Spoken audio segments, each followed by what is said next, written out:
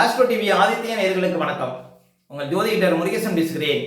இன்றைய வீடியோவில் ரிஷபராசிக்காரர்களுக்கு இந்த மே மாதத்தில் என்னென்ன பலன்கள் நடக்க இருக்கிறது என்பதை பற்றி தான் இன்றைய வீடியோவில் நாம் பார்க்க இருக்கிறோம். தமிழுக்கு பராப வருடம் சித்திரை மாதம் 18ஆம் தேதி முதல் வைகாசி மாதம் 17ஆம் தேதி வரை, ஆங்கில தேதிக்கு மே மாதம் 1ஆம் தேதி முதல் 31ஆம் தேதி வரை.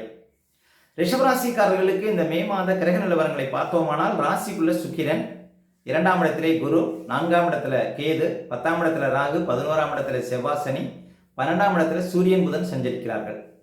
அதே போல இந்த மாத கிரக பயிற்சிகளை பார்த்தோம்னா, மே மாதம் 11ஆம் தேதி செவ்வாய் விரயஸ்தானத்தில் அமர இருக்கிறார். மே 14ஆம் தேதி சுக்கிரன் பாருங்க ராசிக்கு 2ஆம் இடத்துல அமர இருக்கிறார். அதே மே 14ஆம் தேதி புதன் ராசிக்குள்ள அமர இருக்கிறார். மே 15ஆம் தேதி சூரியன் ராசிக்குள்ள பாருங்க அமர இருக்கிறார். இதான் பாருங்க இந்த மாத கிரக பயிற்சிகள். ரிஷபராசிக்காரர்களுக்கு இந்த மாதம் எப்படி இருக்கும் பாருங்க. ரிஷபராசிக்காரர்களுக்கு இந்த மாதம் முழுவதும் அதிர்ஷ்டங்கள் தேடி வரும்.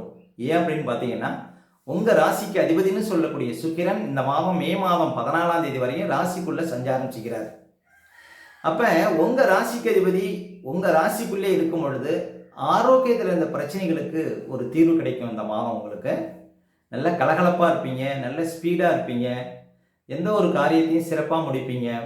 இந்த இழுபறியாக இருந்த காரியங்கள்லாம் இந்த மாதம் வெற்றிகரமாக நடந்தேறும் அப்படின்னு சொல்லலாங்க. உங்கள் ராசிக்கு அதிபதி சுக்கிரன் ராசிக்குள்ளே இருப்பது.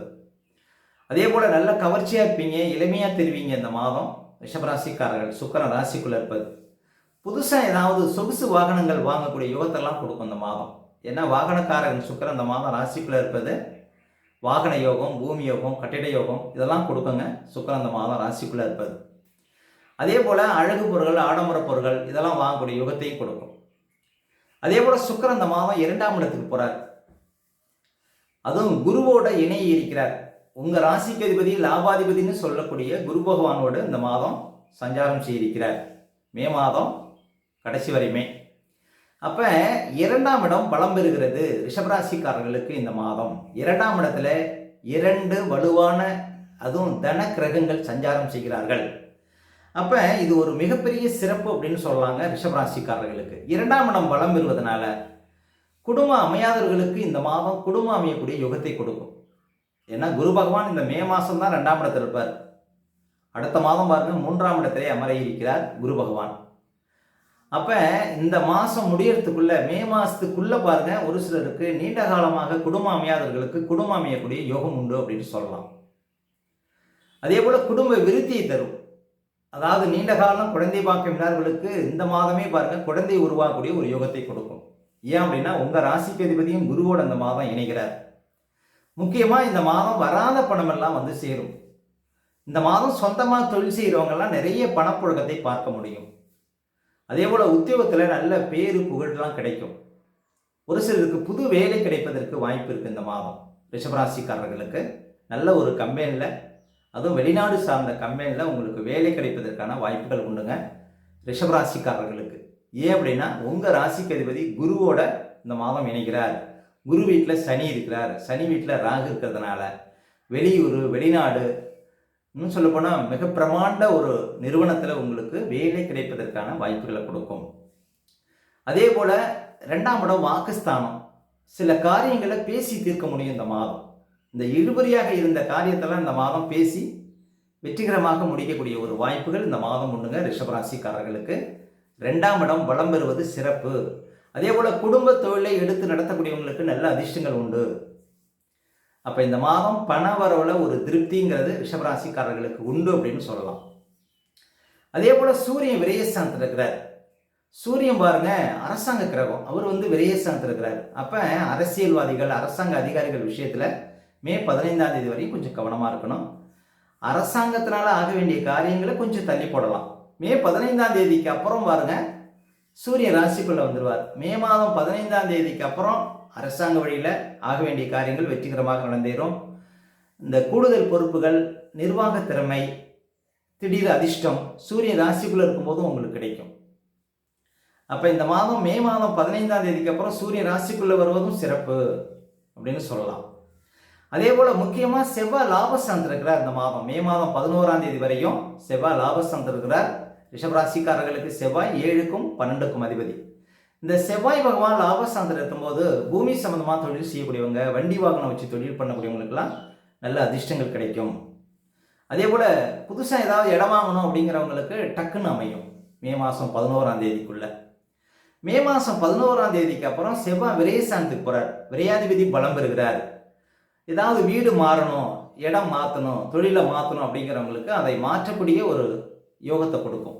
மே மாதம் 11ஆம் தேதிக்கு அப்புறம் இடமாற்றம், வீடு மாற்றம், தொழில் மாற்றம் இதெல்லாம் பாருங்கள் சிறப்பாக இருக்கும் அப்படின்னு சொல்லலாம்.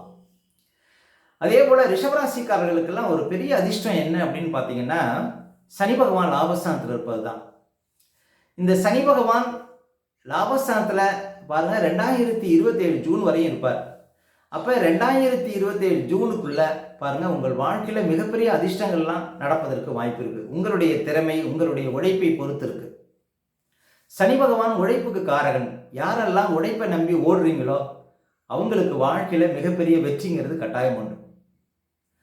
அப்போ உழைப்பால் உயர்வு பெறக்கூடிய ஒரு காலகட்டமாக பாருங்கள் 2027 ஜூன் வரையும் அமையும். சனி பகவான் லாபஸ்தானத்தில் இருப்பது மிகப்பெரிய அதிர்ஷ்டங்க. கோச்சாரத்தில் சனி பகவான் 3, 6, 11 தான் மிகப்பெரிய அதிர்ஷ்டத்தை கொடுக்கும். மேலும் ரிஷபராசிக்காரர்களுக்கு சனி பகவான் முதல் தர யோகாதிபதி, தர்ம கர்மாதிபதிங்க. 9க்கும் 10க்கும் அதிபதி அவரே லாபஸ்தானத்தில் இருக்கிறார். மிகப்பெரிய அதிர்ஷ்டம் தேடி வரும் அப்படின்லாம் சொல்லலாம். அப்போ நல்ல தசாபத்திகள் இருந்தால் இந்த பலன் இன்னும் கூடுதலாக இருக்கும். சனி திசையை உங்களுக்கு நடக்குது, இல்லைன்னா ஏதாவது ஒரு திசையில் சனி புத்தி நடக்குது அப்படின்னா கூட இந்த காலகட்டங்கள் ஒரு அதிர்ஷ்ட காலகட்டங்களாக ரிஷபராசிக்காரர்களுக்கு விளங்கும். அப்போ சனி பகவானால் மிகப்பெரிய ஒரு உயரத்துக்கு ரிஷபராசிக்காரர்கள் கட்டாயம் வர முடியும் இந்த 2027 ஜூனுக்குள்ள. அப்போ உங்களுக்கு சப்போர்ட்டாக இருக்கக்கூடியவர் சனி பகவான். அப்போ உழைப்பை நம்பி ஓடுறவங்க, வெளிநாடு போய் சம்பாதிக்கணுங்கிறவங்க, புதுசாக தொழில் செய்து வாழ்க்கையில் முன்னேறணும் அப்படின்னு நினைக்கிறவங்களுக்கெல்லாம் சனி பகவான் கட்டாயம் சப்போர்ட்டாக இருப்பார். அவர் லாபஸ்தானத்தில் சஞ்சாரம் செய்வது. அப்போ ரிஷபராசிக்காரர்களுக்கு எல்லாமே பாருங்கள் கோச்சாரம் மிக வலுவாக இருக்கிறது. அதே போல் புதன் பகவான் பாருங்கள் இந்த மாதம் ராசிக்குள்ளே சஞ்சாரம் செய்வார். ரிஷபராசிக்காரர்களுக்கு புதன் யோகாதிபதிங்க. அவர் ராசிக்குள்ளே இருப்பதும் பாருங்கள் உங்களுக்கு அதிர்ஷ்டத்தை கொடுக்கும், திடீர் முன்னேற்றத்தை கொடுக்கும், நல்ல பண வரவுகளை கொடுக்கும், கல்வி மூலம் உயர்வை கொடுக்கும், உயர்கல்வி படிக்கக்கூடிய வாய்ப்புகளை கொடுக்கும். அப்போ வியாபாரத்தில் இருக்கக்கூடியவங்களுக்கு நல்ல அதிர்ஷ்டங்கள் உண்டு. இந்த மாதம் விஷ்ணு வழிபாடு, அதாவது பெருமாள் வழிபாடு உங்களுக்கு அதிர்ஷ்டத்தை கொடுக்கும் அப்படின்னு சொல்லலாங்க ரிஷபராசிக்காரர்களுக்கு. அடுத்த ரிஷபராசிக்காரர்களுக்கு சந்திராஷ்டமம். இப்போ ரிஷபராசிக்காரர்களுக்கு இந்த மாதம் எந்த தேதிகளில் சந்திராஷ்டமம் வரும் அப்படின்னு பார்த்தீங்கன்னா, இந்த மே மாதத்தில் 5, 6, 7 இந்த தேதிகளில் உங்களுக்கு சந்திராஷ்டமம் இருக்கும். இந்த தேதிகளில் மட்டும் கொஞ்சம் கவனமாக இருக்கணும். சந்திராஷ்டம தினங்களில் தான் நம்முடைய உடல்காரகன், மனோகாரகன் என்று சொல்லக்கூடிய சந்திரன் 8ஆம் இடத்துல மறையும் போது நம்ம உடல் ரீதியாகவும் மன ரீதியாகவும் அந்த நாட்களில் பாதிப்படைவோம். அந்த நாட்களில் தாங்க இந்த பதட்டம், படபடப்பு, தெளிவில்லாத நிலை, மனக்குழப்பம் இதெல்லாம் கொடுக்கும். அதனால தான் சந்திராஷ்டம தினங்களில் புது முயற்சிகள்லாம் தவிர்க்கணும்.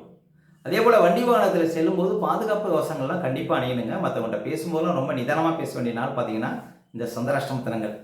அதனால் சந்திராஷ்டம தினங்களை அனுசரிங்கள், வாழ்க்கையில் வளம் பெறுங்கள்.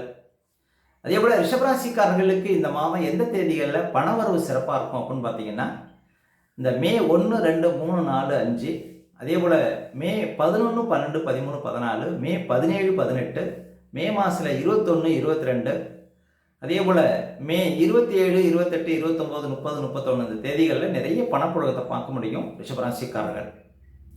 மேலும் உங்களுடைய சுய ஜாதகத்தை நீங்கள் பார்க்கணும் அப்படின்னா திரையில் தெரியக்கூடிய நம்பருக்கு கான்டாக்ட் பண்ணுங்கள். உங்களுடைய பிள்ளைகளுக்கு புதுசாக ஜாதகம் எழுதணும் அப்படின்னாலும் இந்த நம்பருக்கு கான்டாக்ட் பண்ணுங்கள். ஓகே, இந்த வீடியோ பிடிச்சிருந்தா ஒரு லைக் கொடுங்க. உங்கள் கருத்துக்களையும் கேள்விகளையும் கமெண்ட்ஸில் பதிவிடுங்க. இன்னும் நம்ம பல வீடியோ கொடுக்க இருக்கிறோம்.